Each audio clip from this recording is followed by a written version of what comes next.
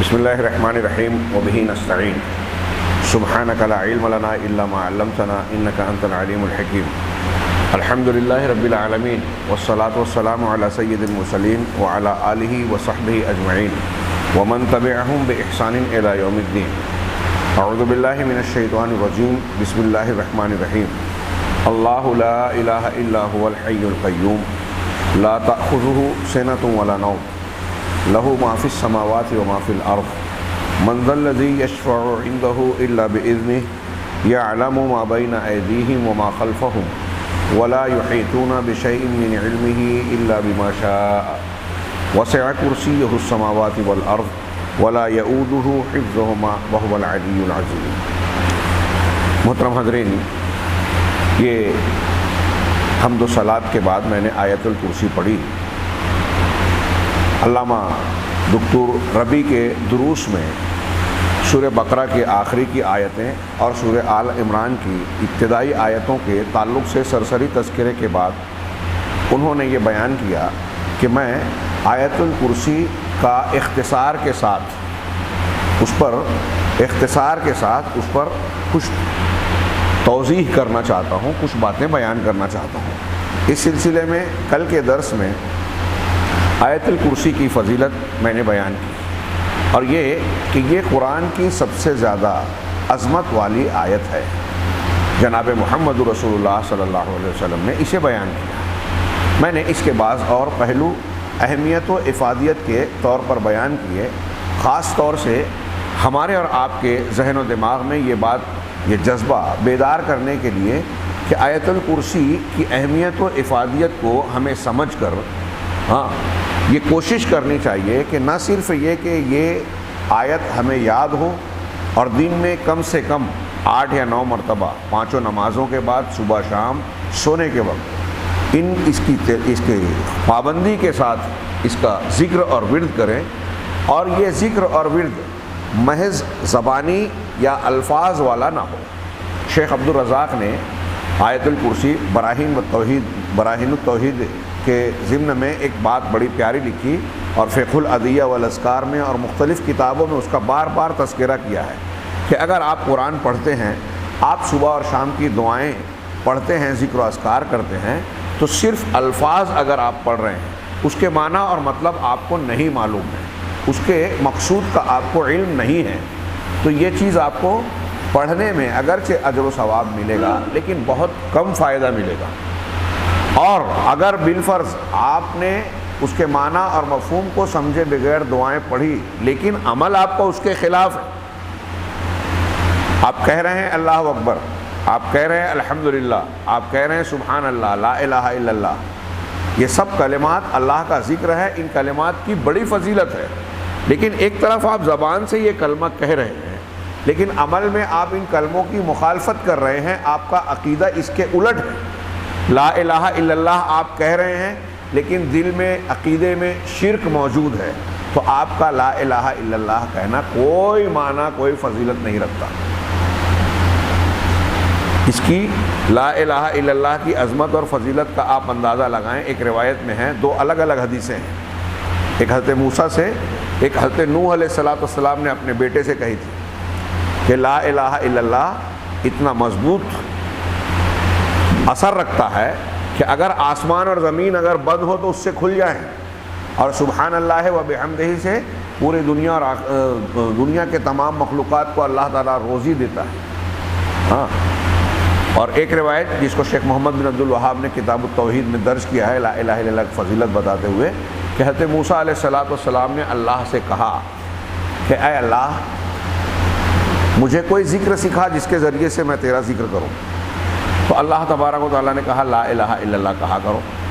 تو حضرت موسیٰ علیہ السلام نے جواب دیا کہ کل عبادک یقولون ھذا او کما قال، کہ یہ لا الہ الا اللہ والا کلمہ تو ایسا ہے کہ تیرے سارے بندے کہتے ہیں۔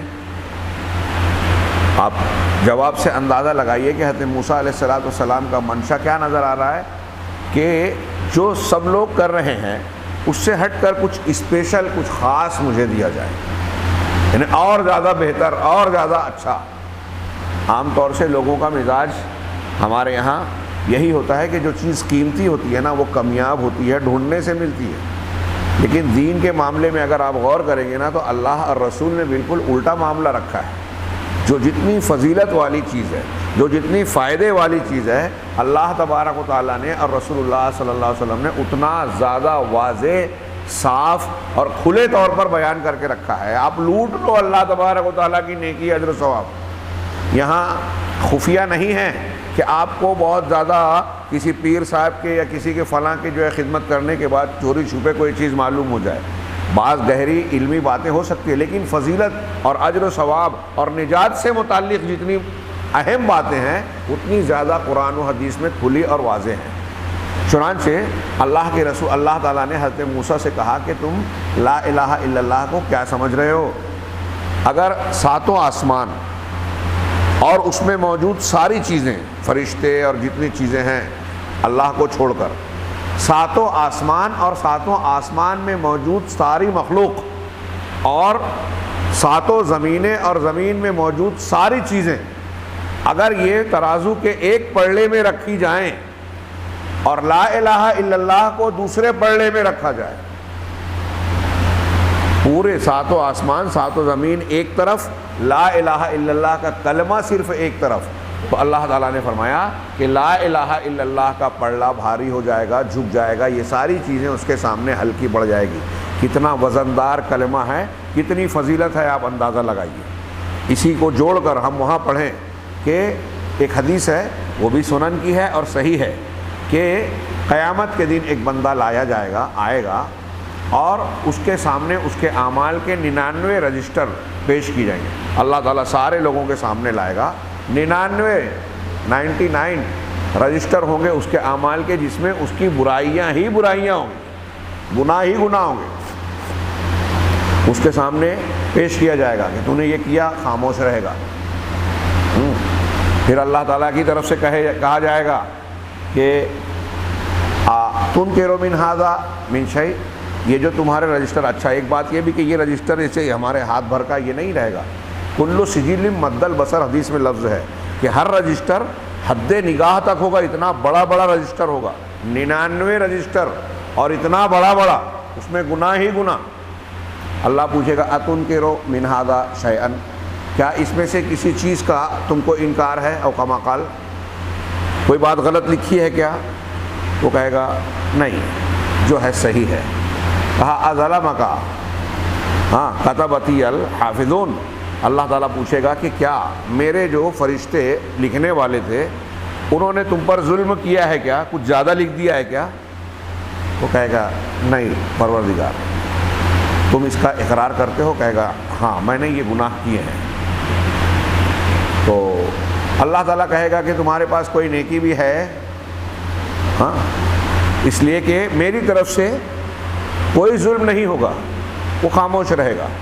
ایک پرچی، اس حدیث کو حدیث بطاقہ کہا جاتا ہے. وَتُخْرَجُ لَهُ الْبِطَاقَةُ، بطاقہ چھوٹی سی پرچی کو، آج یہ کارڈ وارڈ ہوتا ہے نا، اس کو عربی زبان والے بطاقہ ہی کہتے ہیں. تو کہا ایک بطاقہ، ایک پرچی نکالی جائے گی اور کہا جائے گا کہ یہ تیری نیکی ہے اور تجھ پر آج ظلم نہیں کیا جائے گا. وہ بندہ کہے گا کہ اللہ تبارک تعالیٰ ما هذه البطاقہ من هذه السجلات، یہ بطاقہ، یہ چھوٹی سی پرچی ان 99 بڑے بڑے رجسٹر کے سامنے اس کی کیا حیثیت ہے؟ تو کہا کہ تم جانتے ہو اس میں کیا ہے؟ آج یہ جو نیکی ہے، یہ نیکی کا ایک پرچہ ہے ضرور، لیکن اس میں کیا ہے؟ اس میں ہے لا الہ الا اللہ محمد رسول، اشہد ان لا الہ الا اللہ وحدہ لا شریک لہ. ہاں، محمد رسول اللہ بھی غالباً ہے کہ اللہ کے سوا کوئی معبود برحق نہیں. تم نے جو دنیا میں یہ گواہی دی تھی، یہ نیکی ہے تمہاری.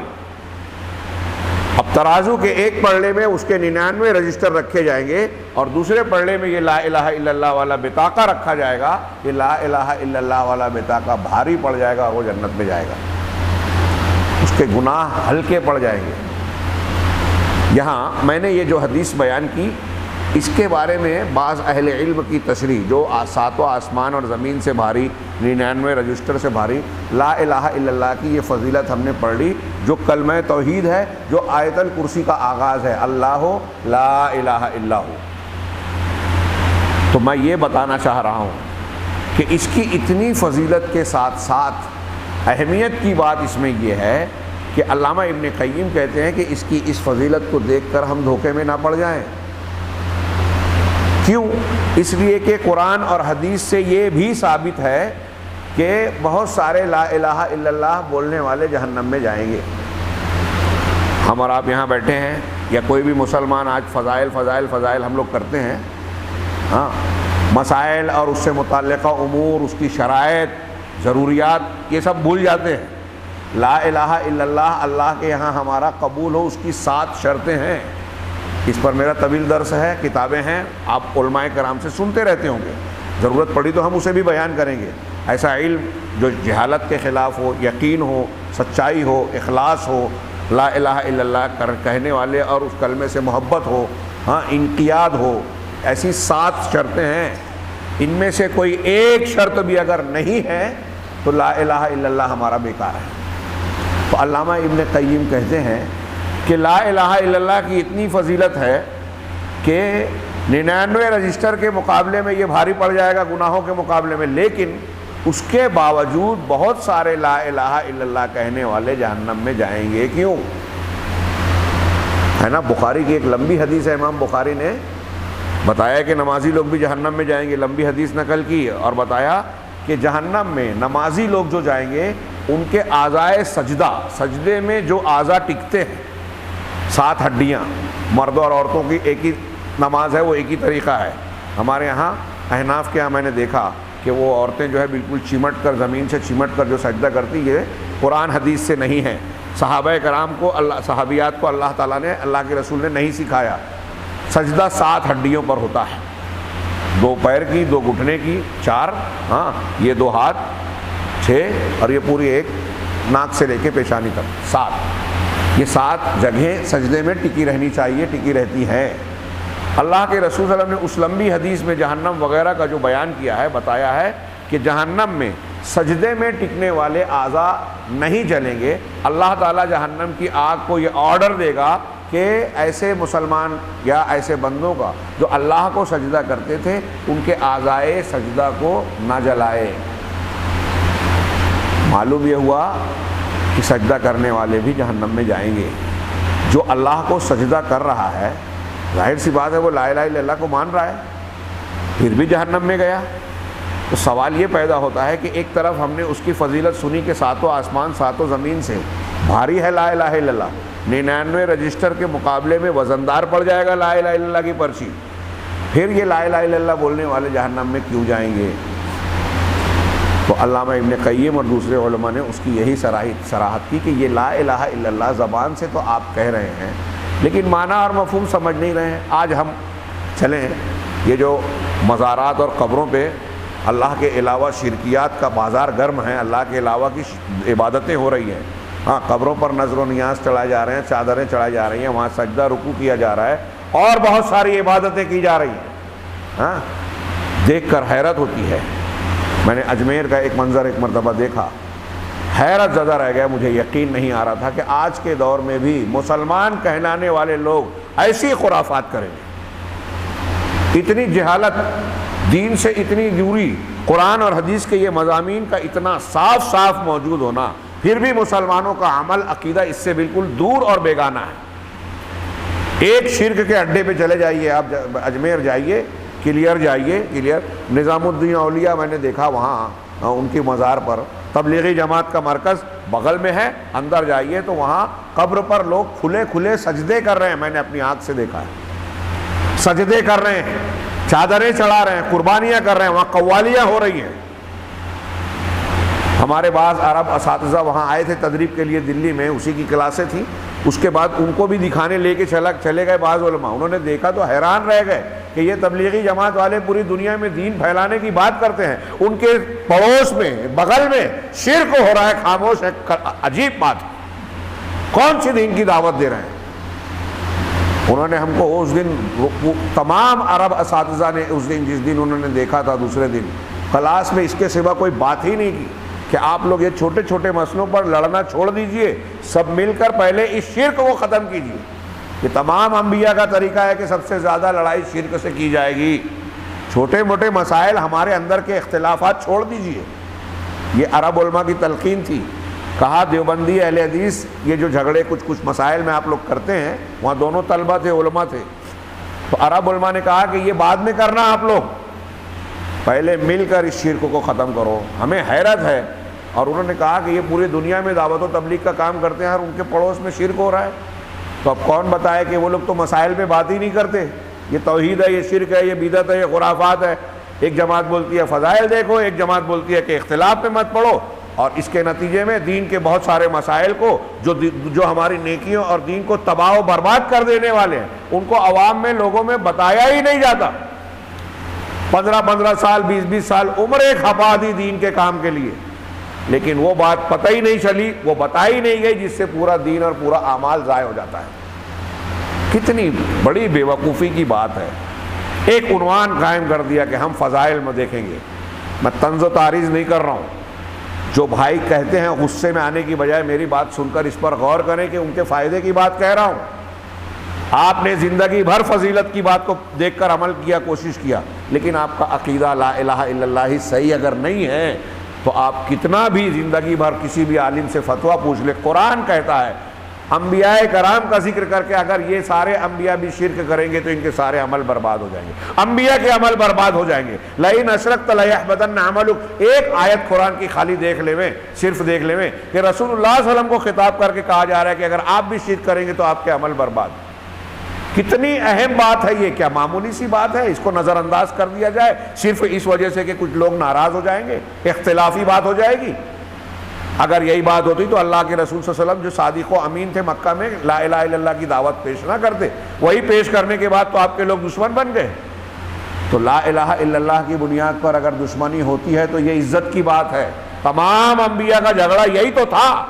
انبیاء کرام کا اپنی قوموں سے جھگڑا کس بات پر تھا؟ لین دین کا تھا، رشتہ داری تعلقات کا تھا، قرضہ اور کوئی ایسا معاملہ تھا کہ میں نے فلاں کا مال ہڑپ کر لیا اس لیے لوگ مجھ سے ناراض ہیں۔ کسی نبی کے بارے میں قوم کا کوئی آدمی کوئی الزام نہیں لگا سکتا تھا کہ یہ بے ایمان ہے، بد اخلاق ہیں، برے ہیں، گالی دی ہے یا یہ کیا ہے، ان کے اندر کوئی کھوٹ خامی ہے۔ ان کا جرم کیا تھا؟ توحید کی دعوت، کہ یہ جو توحید کی دعوت دے رہے ہیں اس سے ہمارے معبودوں کا رد ہو رہا ہے، ہمارے باپ دادا کے دین کا رد ہو رہا ہے، یہ ہمیں قبول نہیں ہے۔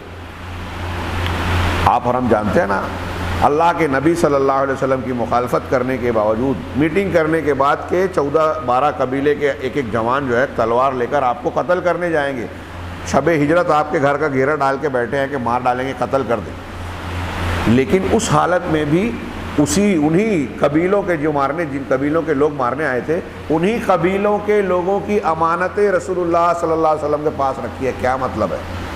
یہ کوئی چھوٹی موٹی بات ہے کیا؟ جس کو مارنے جا رہے ہیں اس کے گھر پہ، اس کے پاس میں میری امانت رکھی ہے، یعنی اس کے کردار پہ اختلاف نہیں ہے، اس کو ایماندار مانتے ہیں، بے ایمان نہیں مانتے، امانت دار مانتے ہیں، خائن نہیں مانتے، تبھی تو امانت رکھی ہے۔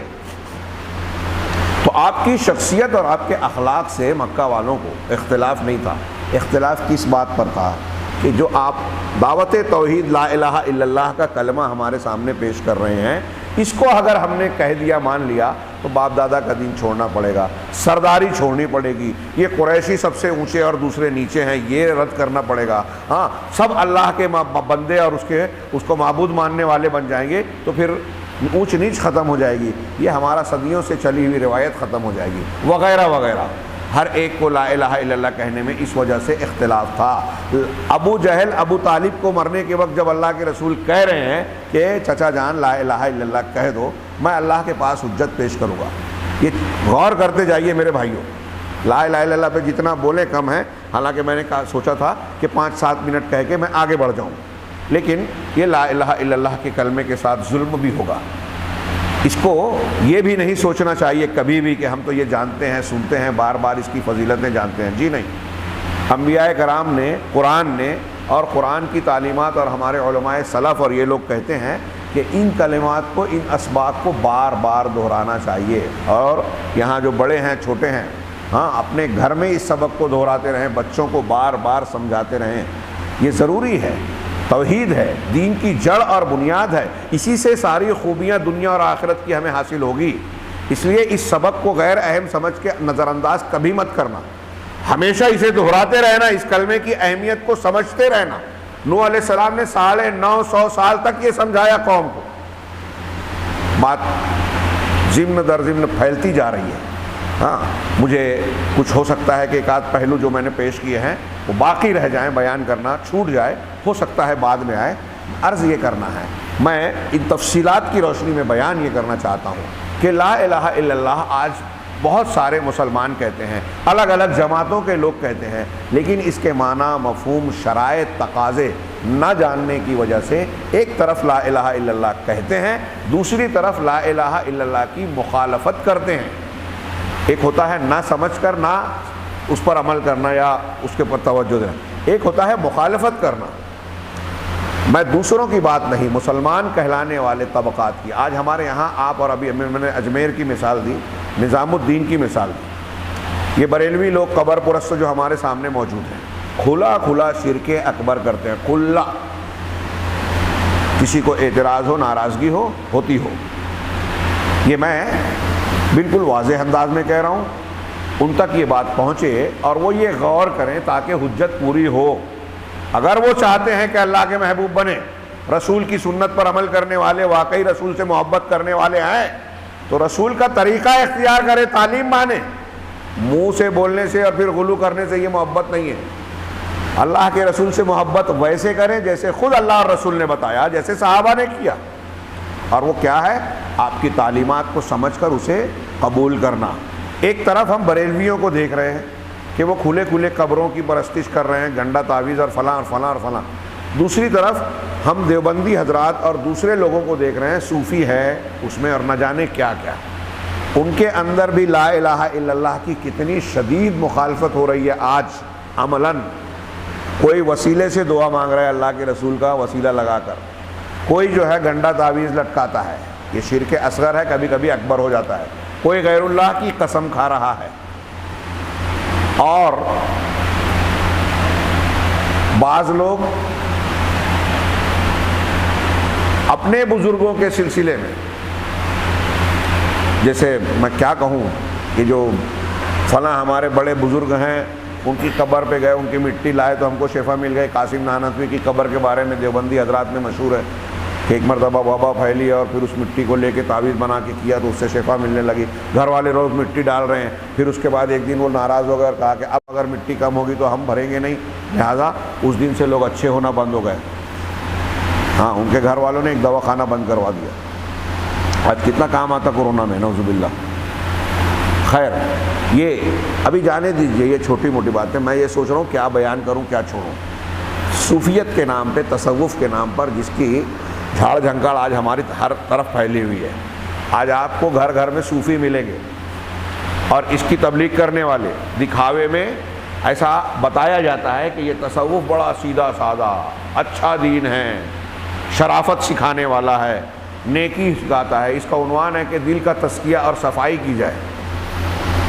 لیکن آپ کو میں یہ بتا دوں اختصار کے ساتھ کہ یہ تصوف بھی اسلام دشمن تحریک کی بنیاد پر وجود میں آیا ہے اسلامی تاریخ میں. اس تصوف میں بقول شیخ عبدالرحمن بن عبد الخالق، ہاں کویت کے عالم ہیں، ان کے اندر اخوانیت ہے اگرچہ، لیکن ان کی ایک کتاب تصوف پہ ہے. اس میں انہوں نے ایک جگہ لکھا ہے کہ دنیا میں جتنے باطل مذاہب ہیں، دماغ میں جملہ رکھیے گا، اور انہوں نے یہ بات جو کہی ہے غلط نہیں ہے، میں اسے صحیح مانتا ہوں، اس کی دلیلیں اور وضاحتیں موجود ہیں. دنیا میں جتنے غلط اور باطل مذاہب ہیں، بگڑے ہوئے مذہبوں اور بگڑے ہوئے مسلکوں کی جتنی گندگیاں ہیں، یہ میں اپنے الفاظ میں ان کی بات کہہ رہا ہوں، جتنے مذاہب بگڑے ہوئے یا باطل مذاہب کی گندگیاں ہیں وہ سب تصوف میں اکٹھا ہیں. ایک یہ بات جو ہے اتنی جامع ہے کہ جتنے جتنے غلط عقیدے، برائیاں، خرابیاں، گندگیاں دین، مذہب، مسلک کے نام پر ہے وہ سب تصوف میں ہیں. اور آج ہمارے ہندوستان پاکستان میں ہر طرف تصوف ہے. بڑے بڑے علماء اس پہ نظر آتے ہیں اور لوگ دھوکہ اتنے بڑے عالم، اتنے لوگ ان کے پیچھے، تو پھر غلط کیسے ہو سکتے ہیں؟ یہ دلیل ہے.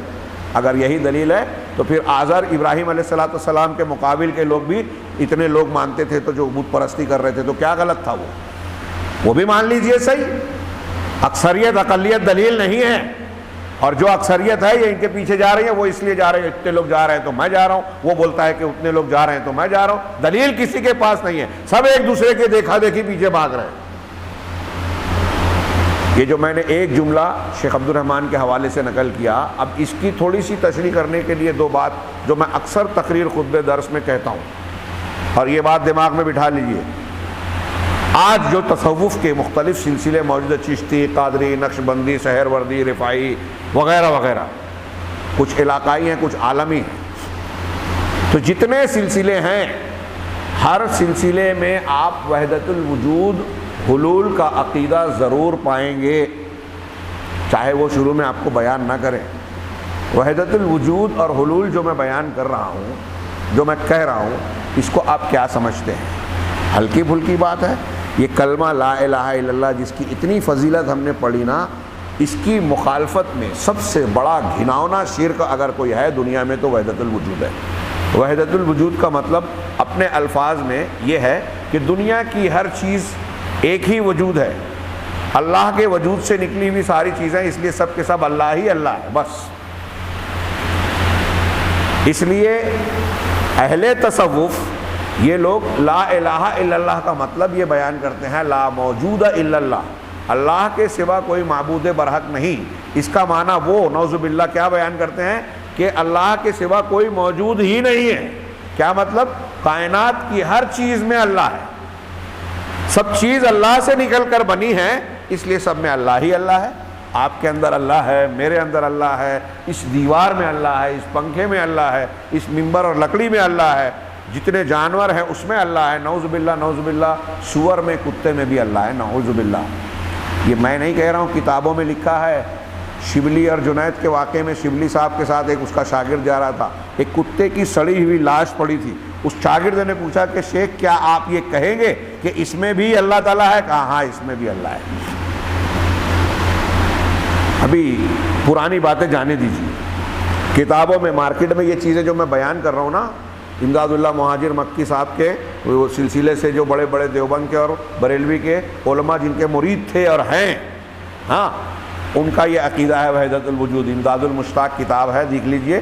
کسی نے ان سے سوال کیا کہ وحدت الوجود کے بارے میں کیا کہنا ہے، تو اس نے کہا کہ اس کو عارفین بھی نہیں سمجھ پاتے تو عوام کیا سمجھ پائیں گے، اور یہ عقیدہ حق ہے۔ وہ کہہ رہے ہیں امداد اللہ مہاجر مکی، اللہ میں اور بندوں میں، خالق میں اور مخلوق میں کوئی فرق ہے ہی نہیں اس عقیدے کے مطابق۔ یہ انتہائی گھناؤنا شرک ہے، گھناؤنا، اور یہ ہندوؤں کا عقیدہ ہے۔ شنکر آچاریہ جو ہندوؤں کی ایک شخصیت گزری ہے، آج وہ ایک عہدہ بن گیا، ہاں، کہ ہندوستان کے 4 ہندوؤں کے جو دھام ہوتے ہیں ان کے 4 بڑے پنڈت جی کو شنکر آچاریہ کہا جاتا ہے۔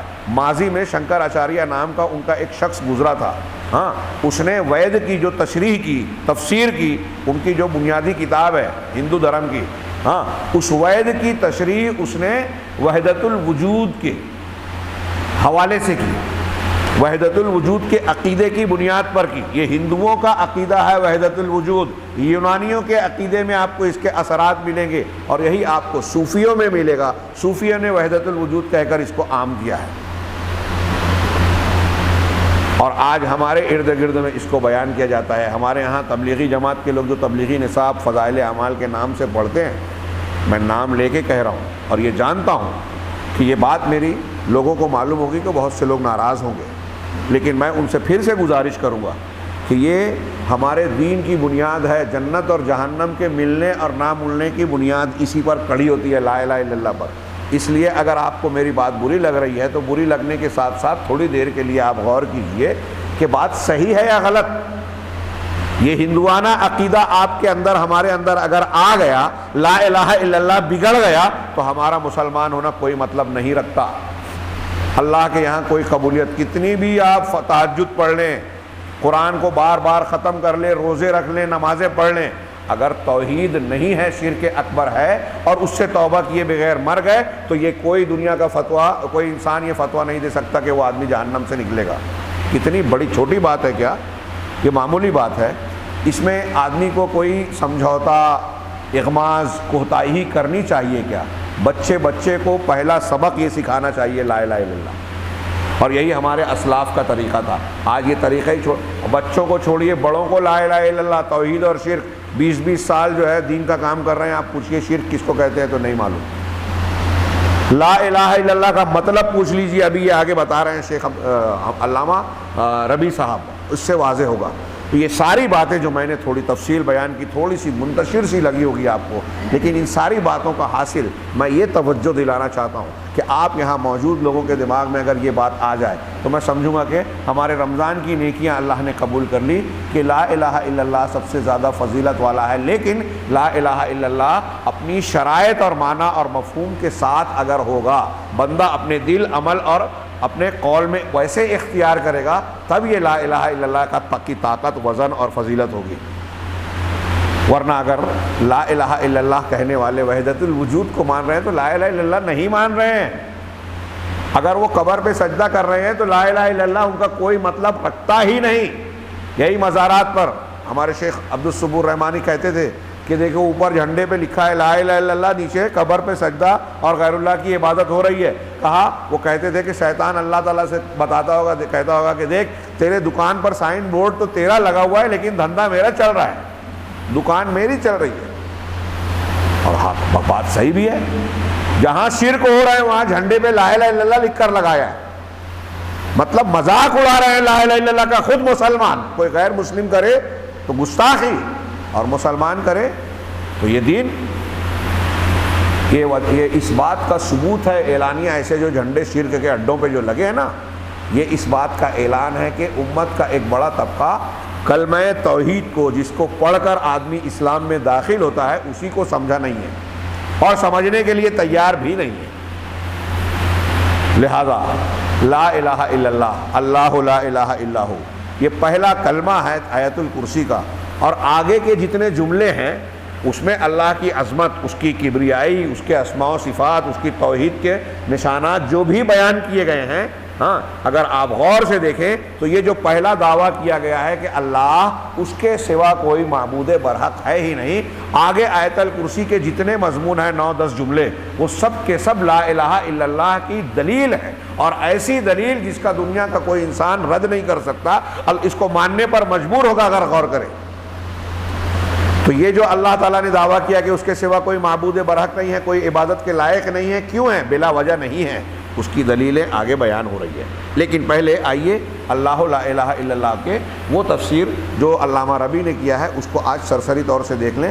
اللہ کا اسم ذات ہے. آیت الکرسی کا آغاز اللہ کے اسم ذات سے ہو رہا ہے. اللہ کے بہت سے نام ہیں. وہ ایک حدیث بڑی مشہور ہے بخاری کی کہ اللہ کے 99 نام ہیں، جو انہیں یاد رکھے گا جنت میں جائے گا. اس کا کیا مطلب ہے؟ ہمارے ہاں کچھ لوگ اس کا مطلب یہ سمجھ لیے کہ یہ جو قرآن اور مصحف کے پٹھے کے پیچھے 99 نام لکھ دیے، روز اس کو پڑھیں گے یا حفظ کر لیں گے تو جنت مل جائے گی. یہ مطلب نہیں ہے. اور وہ 99 نام جو یہاں لکھے ہوئے ہیں وہ حدیث میں نہیں ہیں. اور ایک بات یہ کہ اللہ کے صرف 99 نام نہیں ہیں. یہ اسماء و صفات کی ہماری بحث میں ہم تفصیل سے بیان کریں گے انشاءاللہ. اللہ کے وہ حدیث صحیح ہے کہ 99 نام جو یاد کرے گا وہ جنت میں جائے گا. تو مطلب کیا ہے کہ 99 نام اس کے معنی اور مفہوم اور تقاضوں کے ساتھ. جیسے مثال کے طور پہ آپ جب کہتے ہیں کہ اللہ رحمان الرحیم ہے، تو اب الرحمن الرحیم ہونے کے جو تقاضے ہیں کہ ہم کو اللہ سے محبت ہو، اللہ ہم پر رحمت کر رہا ہے، ہم پر مہربانیاں شفقتوں کے کی بارش کر رہا ہے، بے شمار نعمتیں اور احسانات کر رہا ہے، تو ہمارے دل میں اس کے جواب میں اللہ سے محبت ہو، اور ایسی محبت ہو جیسی کسی اور سے نہ ہو. ہم اللہ سے مانگے، رحمت مانگے تو اسی سے مانگے. یہ اس کے الرحمن الرحیم کے ماننے کے تک جب ہم کو اس کا معنی مفہوم یاد ہے اور ہم اس کے مطابق عمل کر رہے ہیں. ہم اللہ کو رزاق مان رہے ہیں تو روزی کسی اور سے نہیں مانگ رہے ہیں. یہ اللہ کے رزاق ماننے کا تقاضا ہے، یہ اللہ کے اس نام کو یاد کرنے میں شامل ہے. اس طرح اگر آپ 99 نام یاد رکھتے ہیں تو جنت میں جائیں گے. لیکن یہ 99 نام رکھنے سے جنت کا وعدہ ہے، اس کا یہ مطلب نہیں ہے کہ اللہ کے صرف 99 نام ہی ہیں. اہل علم نے کہا کہ اس حدیث میں جو کہا گیا ہے کہ 99 نام جو یاد کرے گا، یہ ایسے ہے کہ کوئی انسان یہ کہے کہ میرے پاس 2000 روپیے، 2000 ریال، ہمارے یہاں روپیے ہیں، ہمارے پاس 2000 روپیے ایسے ہیں جو صدقہ کرنے کے لیے ہیں. میں اگر ایسا کہوں کہ میرے پاس 2000 روپیے صدقہ دینے کے لیے ہیں، تو کیا اس کا مطلب یہ ہے کہ میرے پاس صرف 2000 روپیے ہی ہیں؟ نہیں، صدقہ دینے کے لیے 2000 ہے، باقی اور پیسہ ہو سکتا ہے۔ ایسے ہی جنت میں جانے کے لیے 99 نام یاد کر لیا تو جنت مل جائے گی، صرف 99 نام ہی نہیں ہے۔ اس کی دلیلیں قرآن میں بھی ہے، اس کی دلیلیں حدیث میں بھی ہے۔ اللہم انی عبدک وابن عبدک والی جو دعا ہے، دعائے کرب، اس میں اللہ تعالیٰ نے، اللہ کے رسول نے اللہ سے دعا کرتے ہوئے کہا کہ میں تیرے ہر اس نام کے ذریعے سے تجھ سے مانگتا ہوں جو تو نے اپنا نام رکھا ہے اپنی ذات کا، یا جو تو نے اپنی کسی کتاب میں نازل کیا ہے، یا اپنے کسی بندے کو سکھایا ہے، او علمت احدا من خلقی، اگلا جملہ ہے او استأثرت به فی علم الغیب عندک، یا تیرا وہ نام جسے تو نے اپنے پاس غیب کے علم میں رکھنے کو ترجیح دی ہے، یعنی غیب میں رکھا ہے، کسی کو بتایا نہیں ہے، نہ کسی نبی کو بتایا، نہ کسی کتاب میں اتارا۔ اس کا مطلب یہ ہوا کہ اللہ کے بہت سے نام ایسے ہیں، اللہ کے رسول کے اس جملے سے یہ معلوم ہو رہا ہے کہ اللہ تعالیٰ کے بہت سارے نام ایسے ہیں جو اللہ نے کسی کو بتائے ہی نہیں ہیں، مطلب بہت سارے نام ہیں۔ ہاں خیر، آگے ہم بڑھتے ہیں۔ تو اللہ کا یہ جو اللہ نام ہے، کہ اس کا اسم ذات، اسم الجلالہ اس کو کہا جاتا ہے، یہ الہ سے بنا ہے، الف لام ہے، بعض لوگ کہتے ہیں واو لام ہے، اس کا اصل مادہ ہے، الہ یا الہ، اس کا معنی ہوتا ہے عبادت، عبودیت، اسی سے الہ بنا، لا الہ کہتے ہیں ہم لوگ، اور الوہ، الوہیت جس کی عبادت کی جائے۔ کچھ لوگوں نے کہا واو لام ہے سے بنا، اس کے معنی ہوتا ہے حیرت میں پڑنا۔ مولانا ابوالکلام آزاد اور بعض علماء نے کہا کہ اللہ تعالیٰ کے لیے یہ بھی ماننے میں کوئی حیرت کی بات نہیں ہے یا غلط معنی نہیں ہے، اگرچہ اہل علم نے الہ کو راجح اور ولہ کے مادے کو مرجوح قرار دیا، لیکن اگر ولہ کو بھی مانے تو کیا مطلب ہوگا؟ اللہ واو لام ہے سے بنا ہے، تو اس کا مطلب یہ کہ اللہ وہ ذات جس کے ذریعے جس کو جاننے سے حیرت ہو۔ تو علماء نے لکھا کہ آپ غور کیجئے تھوڑی دیر کے لیے اللہ کی ذات پر۔ دنیا کی کوئی بھی چیز ہو، آپ اس کے بارے میں اگر جانکاری اور معلومات حاصل کرتے ہیں، یہ باتیں میں بیان کر چکا ہوں اپنے بعض دروس میں، ہاں، اگر آپ اس کے بارے میں جانکاری حاصل کرتے ہیں تو آپ کی حیرت کم ہو جائے گی۔ اب جیسے فرض کیجئے کہ یہ موبائل جو آج ہماری جیبوں میں ہے، یہ جب نیا نیا آیا تو ارے کیا عجیب چیز ہے، حیرت ہوئی۔ جب کوئی نئی مشین ہمارے پاس آئی تو ہم کو اسے دیکھ کر، اس کا کام جان کر حیرت ہوتی تھی، تعجب ہوتا تھا، لیکن جیسے جیسے ہم نے اس کو استعمال کرنا شروع کیا، اس کے پارٹس کو کھول کر جو ہے اس کے حقیقت کو جانا کہ یہ اس طرح کام کرتا ہے، یہ اس طرح کرتا ہے، ویسے ویسے اس کے بارے میں ہماری حیرت کم ہوتی گئی۔ میری بات سمجھ میں آ رہی ہے نا؟ یہ گھڑی جب ایجاد ہوئی رہی ہوگی تو لوگ حیرت سے دیکھے ہوں گے، لیکن اب گھڑی کو کھول کر اس کے کام کرنے کے انداز کو، طریقے کو، ہاں ٹیکنالوجی کو جیسے جیسے لوگ جانا تو اب یہ معمولی بات ہو گئی۔ تو پہلے کوئی چیز جب آئی تو اس سے حیرت ہوئی، دھیرے دھیرے حیرت کم ہو گئی۔ ہم اور آپ یہاں مالیگاؤں میں رہتے ہیں، کسی پہاڑی ہل اسٹیشن پہ جائیں، اچھا خوبصورت منظر ہے، بڑی غور سے دیکھتے ہیں، تعجب سے اس کو اپنے ذہن و دماغ میں محفوظ کرنے کی کوشش کرتے ہیں۔ لیکن جو آدمی وہاں رہتا ہے، ہمارے ساتھ چل رہا ہے، ہم اس کو دیکھ رہے ہیں کہ وہ ٹیکسی کی ڈرائیونگ کر رہا ہے، گاڑی چلا رہا ہے، ہم غور سے مناظر دیکھ رہے ہیں، وہ صرف سڑک دیکھتا ہے، اس کی توجہ نہیں ہے ان مناظر کی طرف۔ کیوں؟ اس لیے کہ روز روز دیکھنے کی وجہ سے اس کے ذہن و دماغ میں اس کی اہمیت، افادیت، فضیلت جو ہماری نظر میں ہے وہ نہیں رہی۔ تو یہ ایک انسانی نفسیات کا اثر پڑتا ہے۔ لیکن آپ دیکھیں گے کہ دنیا کی کسی چیز سے حیرت ہوتی ہے، دھیرے دھیرے وہ حیرت کم ہو جاتی ہے جیسے جیسے آدمی اس کے بارے میں جانکاری حاصل کرتا ہے۔ اس کے بالمقابل آپ اگر دیکھیں کہ کوئی شخص اگر اللہ تبارک و تعالیٰ کی ذات اور صفات کے بارے میں غور کرے گا، قرآن اور حدیث کو پڑھے گا کہ اللہ کی ذات ایسی ہے، علیم ہے۔ علیم کا مطلب علم والا۔ علم والا کیسا علم والا؟ بندوں کی طرح نہیں، سارے بندوں کے علم کے برابر نہیں، اس کے علم کی کوئی حد ہے ہی نہیں، اس کے علم سے باہر کائنات کا کوئی ایک بال بھی نہیں ہے، ماضی، حال، مستقبل، دنیا کی کوئی زبان، دنیا کی کوئی چیز، ہمارے جسم میں جو خون ہے اس خون میں کتنے ذرات ہیں انسان نہیں گن سکا، بالوں کو ہم نہیں گن سکے۔ ہاں، ایک غبارے کے اندر کتنے الیکٹران نیوٹران ہوتے ہیں، سائنس والے کہتے ہیں کہ اتنے ملین ہوتے ہیں ایک غبارے، ایک پگے میں۔ ہاں، تو یہ پورے ہال میں کتنے ہوں گے وہ ہمارے کیلکولیٹر میں اس کے اتنے نقطے نہیں آئیں گے، لیکن ستارے کتنے ہیں، کتنی تعداد میں ہیں، ہمارے کیلکولیشن میں نہیں آئیں گے، گنتی میں نہیں آئیں گے۔ لیکن اللہ تبارک و تعالیٰ نے قرآن میں کہا وَأَحْصَىٰ كُلَّ شَيْءٍ عَدَدًا، اللہ نے ہر چیز کو پیدا کیا اور ہر چیز کی تعداد کو گن کر رکھا ہے، شمار کر کے رکھا ہے۔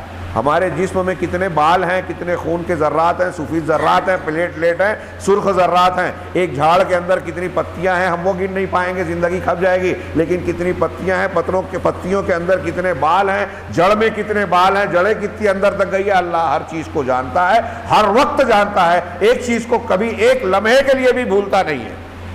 ایسے آپ غور کرتے جائیے اللہ کے علم پر، تو اللہ کے بارے میں آپ کو جتنی معلومات ملے گی آپ کی حیرت اتنی بڑھتی جائے گی۔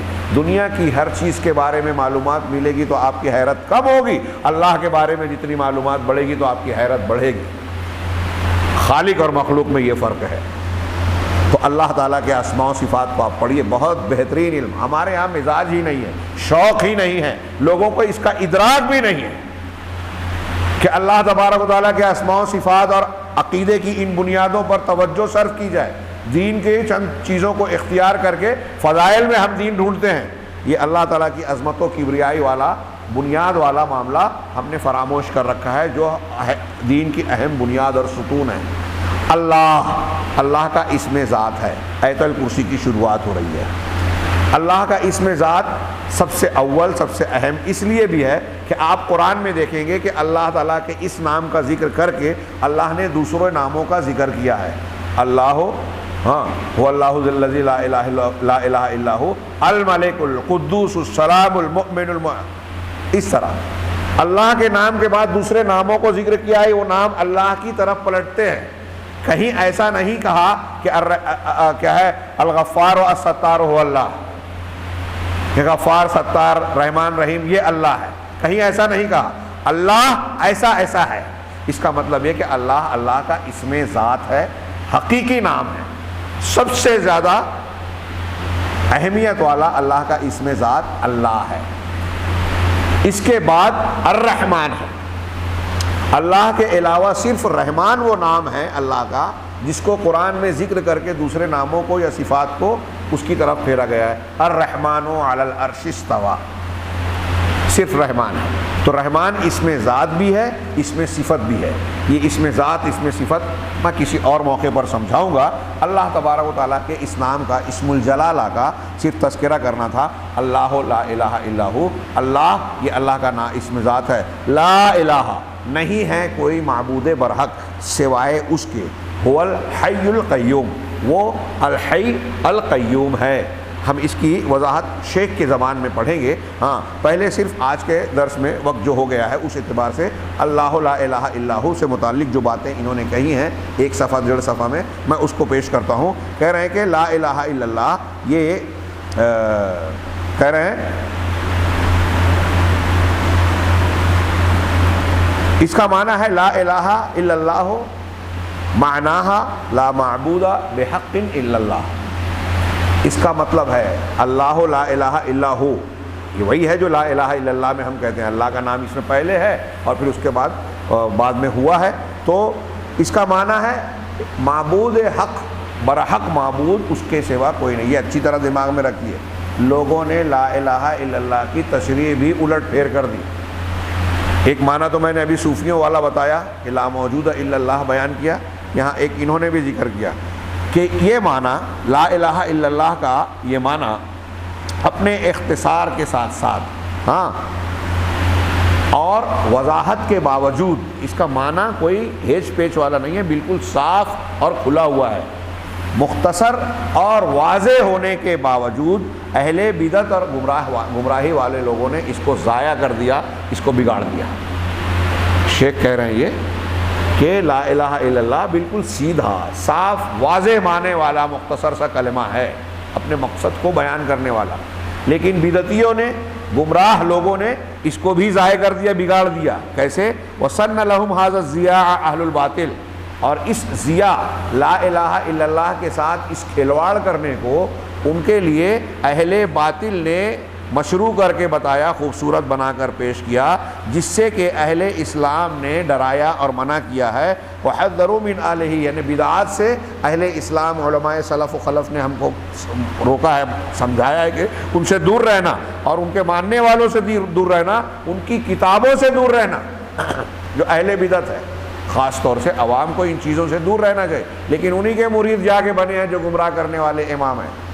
لوگوں نے کہا ففسروا، تو ان اہل بدعت نے، گمراہ لوگوں نے، اہل باطل نے لا الہ الا اللہ کی تفسیر اور اس کا معنی کیا کیا؟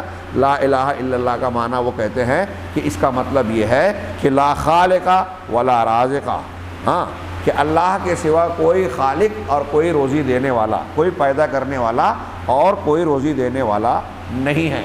یہ اہل باطل نے لا الہ الا اللہ کا معنی بتایا۔ وَتَأَثَّرَ بِأَهْلُ الْأَهْوَاءِ وَالضَّلَالِ، اس سے بدعتی اور گمراہ لوگ جو ہے وہ متاثر ہو گئے۔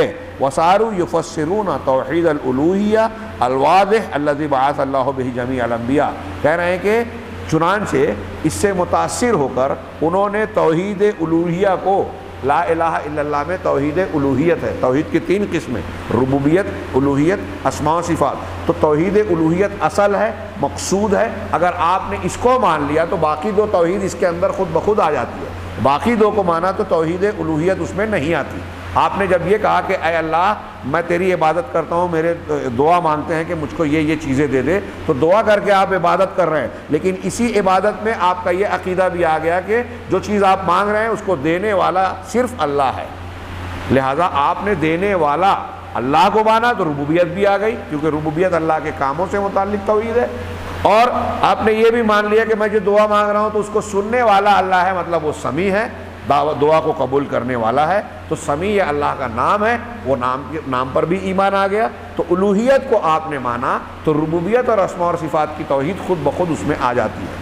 لیکن ربوبیت کو ماننے والا اللہ کی عبادت کو بھی وحدہ لا شریک طور پر مانے ضروری نہیں ہے، جیسا کہ کفار مکہ کہتے تھے کہ کشتیوں میں جب ہم سوار ہوتے ہیں تو طوفان سے بچانے والی ذات صرف اللہ کی ہے، آسمان اور زمین کو پیدا کرنے والی ذات اللہ کی ہی ہے۔ ایسا ماننے کے باوجود وہ مشرک کے مشرک رہے، کیوں؟ اس لیے کہ عبادت میں اللہ کو شریک کرتے تھے، اللہ کا کے ساتھ دوسروں کو شریک کرتے تھے۔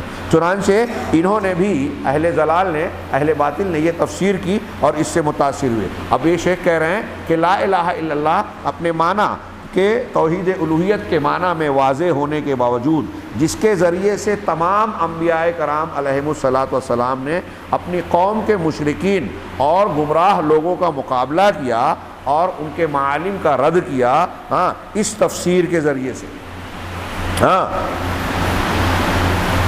اور یہ تفسیر کیا کر رہے ہیں؟ اس کی لا خالق ولا رازق۔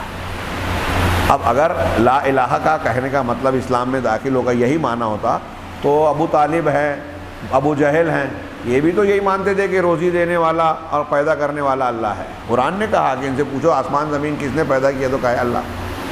تو کہا نعم، ہاں یہ بات تو صحیح ہے، ہمارا پروردگار خالق اور رازق ہے، یہ بالکل صحیح ہے، روزی دینے والا وہی ہے، پیدا کرنے والا وہی ہے۔ ہاں، اس معنی میں بہت سی آیتیں ہیں، لیکن یہ لا الہ الا اللہ کا معنی نہیں ہے۔ بات صحیح ہے کہ اللہ خالق رازق ہے، لیکن لا الہ الا اللہ کا یہ معنی نہیں ہے۔ لا الہ الا اللہ کا معنی کیا ہے؟ شیخ نے کہا لا معبود بحق الا اللہ، کہ معبود برحق، صرف معبود نہیں، برحق۔ معبود لوگ بہت سے بنا کے رکھے ہیں، عبادت کس کی کر رہے ہیں دنیا کے اندر، لیکن ان معبودان باطلہ میں سچا معبود، حقیقی معبود، معبود برحق کون ہے؟ صرف اللہ۔ اب یہ کلمہ توحید میں اس کا اس بات کرتے ہوئے طریقہ کیا اختیار کیا گیا؟ نہیں اور ہاں، جس کو نفی اور اس بات کہتے ہیں، اس سے حصر کا معنی پیدا ہوتا ہے۔ ہم جب لا الہ الا اللہ کا ترجمہ کرتے ہیں تو کیا کہتے ہیں؟ کوئی معبود نہیں ہے سوائے اللہ کے، معبود صرف اللہ ہے، کوئی نہیں ہے سوائے۔ یہ کہاں سے آیا؟ کوئی نہیں، لا الا، سوائے الا، اس سے حصر کا معنی پیدا ہوا، یعنی اللہ کو معبود ماننے کے ساتھ اللہ کے علاوہ تمام لوگوں کی معبودیت کا ہم رد اور انکار کر رہے ہیں۔ یہ ضروری ہے مسلمان ہونے کے لیے۔ اگر آپ، ہم یا کوئی بھی انسان صرف اتنا کہے کہ اللہ معبود ہے، یہ اس کا پورا کلمہ نہیں ہوگا۔ اللہ کو معبود ماننے کے ساتھ اللہ کے علاوہ کی معبودیت کا رد کرنا بھی ضروری ہے، ان سے براءت کا اظہار بھی ضروری ہے۔ اس کلمے میں بھی ہے، حضرت ابراہیم کے واقعے میں دیکھیے وہ بھی یہی کہہ رہے ہیں، اور تمام انبیاء اسی طرح کہتے تھے۔ بہرحال آگے کہہ رہے ہیں کہ اس میں جب ہم یہ کہتے ہیں لا الہ الا اللہ، تو اس کا صحیح معنی کیا ہے کہ معبود برحق اللہ کے سوا کوئی نہیں ہے، اس میں بتوں کی عبادت کا رد ہے، ابطال ہے۔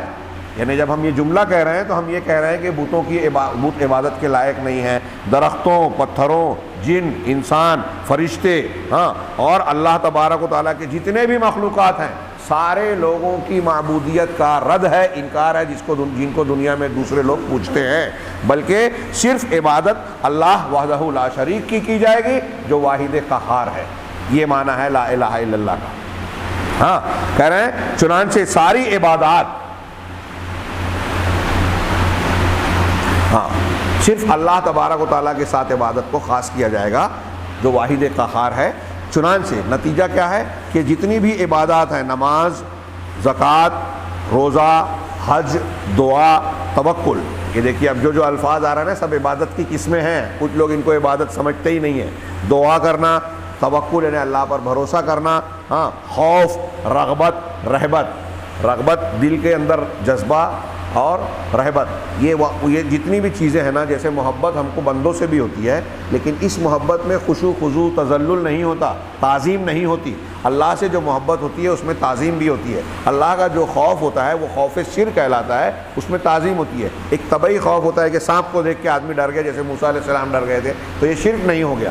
تو طبعی خوف شرک نہیں ہے، ایسا خوف جس میں ہمارا عقیدہ ہو کہ اس سے نفع نقصان ہو سکتا ہے، یہ شرک ہو جائے گا۔ اگر آپ نے اللہ کے سوا کسی اور سے ایسا ڈر دل میں رکھا، ارے وہ ناراض ہو جائیں گے تو ہماری روزی روٹی کا مسئلہ ہو جائے گا، یہ ڈر اللہ سے ہونا چاہیے، کسی اور سے نہیں۔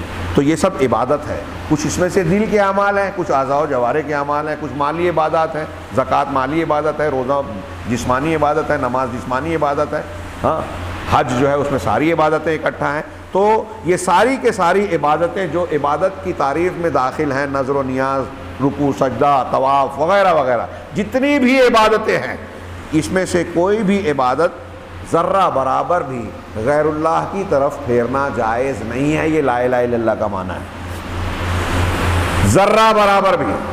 اس میں یہ معنی بھی آ گیا لا الہ الا اللہ میں کہ ہم شریعت اور دین جب اللہ کو الہ مان رہے ہیں تو جو حکم اس نے دیا، جو حلال اس نے کیا، جو حرام اس نے کیا، وہی مانیں گے۔